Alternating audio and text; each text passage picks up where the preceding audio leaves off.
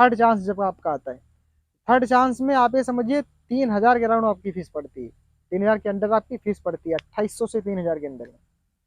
ठीक है, ये मतलब 3 चांस दिए जाते हैं वहाँ पे। 3 चांस के ऊपर अगर आपका आप फिर से फेल होते हो तो फिर आपका कोई चांस नहीं होता, उसके बाद में आपका लाइसेंस नहीं बन पाता है।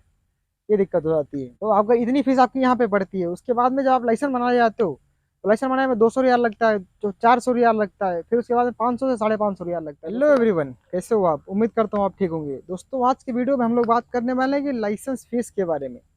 सऊदी में लाइसेंस बनता है, उसकी फीस एक्चुअल में पे कौन करता है? ये जो सऊदी लाइसेंस बनता है वो कितने रियाल में बन जाता है, मिनिमम कॉस्ट कितनी है और मैक्सिमम कॉस्ट कितनी है?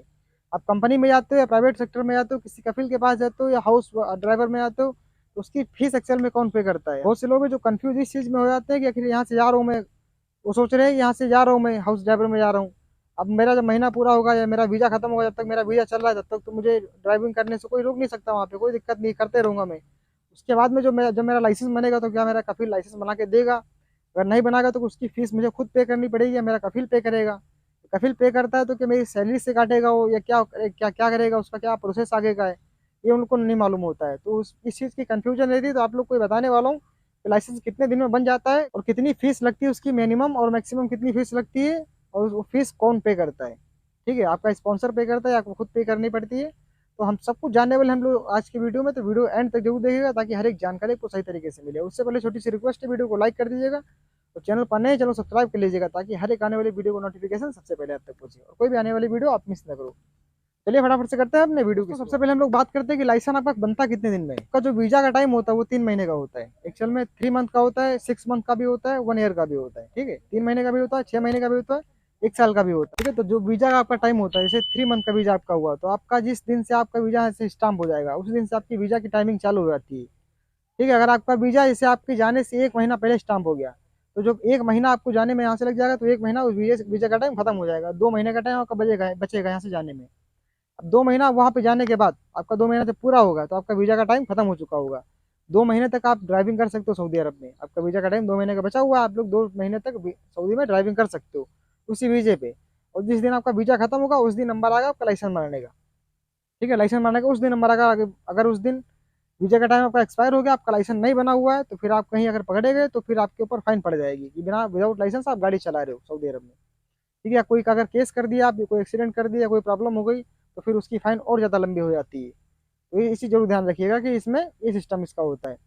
अब आती है बात फीस की, लाइसेंस फीस की कि आखिर फीस कितनी पड़ती है। तो देखिए, जब आपका वीजा का टाइम खत्म होता है तो आपका एक अपॉइंटमेंट बुक किया जाता है अफसर से, जो आपका कफील होता है। स्पॉन्सर आपका जो होता है, कफील वफील तो कुछ नहीं होता है, स्पॉन्सर आपका जो होता है।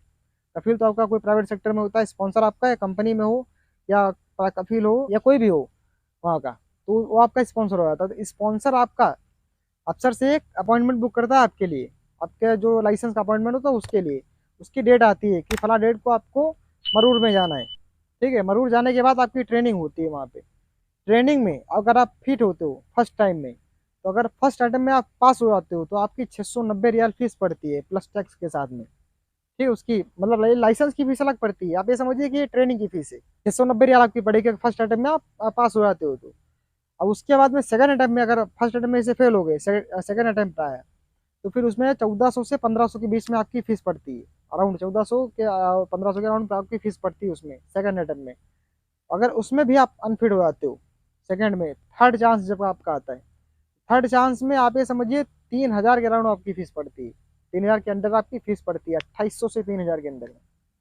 ठीक है, ये मतलब 3 चांस दिए जाते हैं वहाँ पे। 3 चांस के ऊपर अगर आपका आप फिर से फेल होते हो तो फिर आपका कोई चांस नहीं होता, उसके बाद में आपका लाइसेंस नहीं बन पाता है।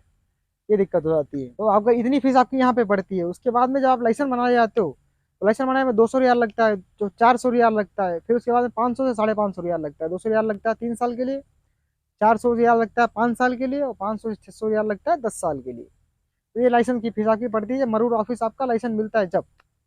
ठीक है, आप बाकी यहाँ पे ट्रेनिंग होती है। ट्रेनिंग होने में आप जब फिट होते हो, काफ़ी गाड़ी की ट्रेनिंग लेते हैं, ड्राइविंग की। उसके बाद में आपकी आई टेस्ट लेते हैं वहाँ पे, और उसके बाद में कुछ क्वेश्चन आंसर होते हैं। एलसीडी में कुछ कौन सा क्वेश्चन आंसर दिए रहते हैं वो आपको देखना पड़ता है। ट्रैफिक सिंबल्स कुछ दिखाते हैं वो भी देखना रहता है आपको वहाँ पे। ये सब होने के बाद फिर आपका लाइसेंस बनता है। फिर आपका जब लाइसेंस बनता है फिर आप वहाँ पे एकदम से रेगुलर ड्राइवर हो जाते हो फिर लाइसेंस बनने के बाद आप सऊदी में। ठीक है, ये सिस्टम होता है इसका।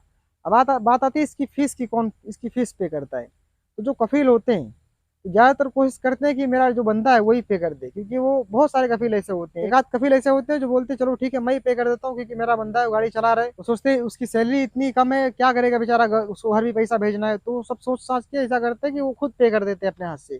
आप चाहे फर्स्ट अटेम्प्ट में फेल हो जाओ, सेकंड अटेम्प्ट में पास हो जाओ, या थर्ड अटेम्प्ट में पास हो जाओ, कितना भी पैसा लगेगा वो अपने आप पास से लगा देते हैं।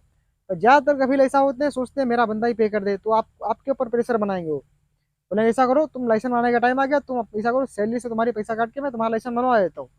तो जो नए बंदे होते हैं उन्हें पता ही नहीं होता कि क्या करना चाहिए, लाइसेंस कौन बना के देता है। एक्चुअल में ये काम स्पॉन्सर का ही होता है, लाइसेंस बनाने का काम स्पॉन्सर का ही होता है, क्योंकि वो उसके पास आप काम कर रहे होते हो, ठीक है, आप उसके एम्प्लॉयज होते हो, तो ये उसका फर्ज है कि वो आपका लाइसेंस खुद ब खुद बना के दे।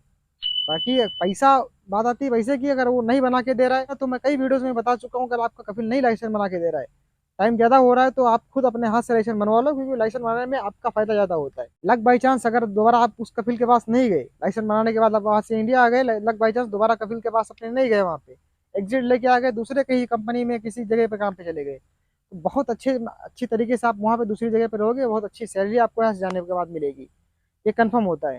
तो इसलिए मैं कई वीडियो में बता चुका हूँ कि आप लोग खुद ब खुद अपने हाथ से फीस पे करके लाइसेंस बना लो आराम से, आपके लिए अच्छा होगा, क्योंकि वहाँ पे लाइसेंस बनने में ज़्यादा खर्चा नहीं होता। हो सकता है 690 रियाल में बन जाए, नहीं तो मैं बोलता हूँ 3000 रियाल के अंदर अंदर आपका लाइसेंस बन जाएगा।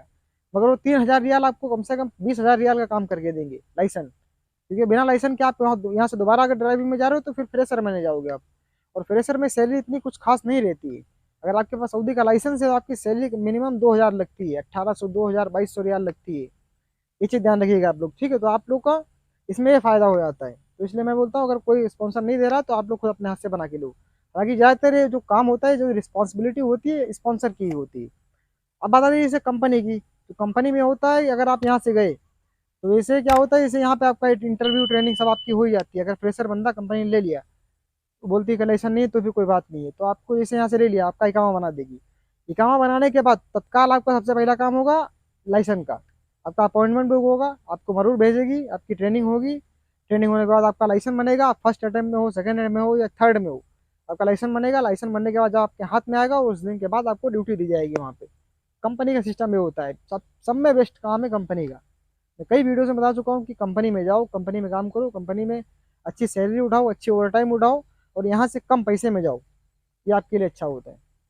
ठीक है, तो उम्मीद करता हूँ जानकारी आपको अच्छी लगी हुई है। जानकारी अच्छी लगी हो तो वीडियो को लाइक कर दीजिएगा, चैनल पर नए चैनल को सब्सक्राइब कर लीजिएगा, ताकि हर एक आने वाली वीडियो को नोटिफिकेशन सबसे पहले आप तक पहुंचे, कोई भी आने वाली वीडियो आप मिस ना करो। चलिए दीजिए इजाजत, करते हैं अलविदा, मिलेंगे नेक्स्ट वीडियो में, जब तक के लिए जय हिंद।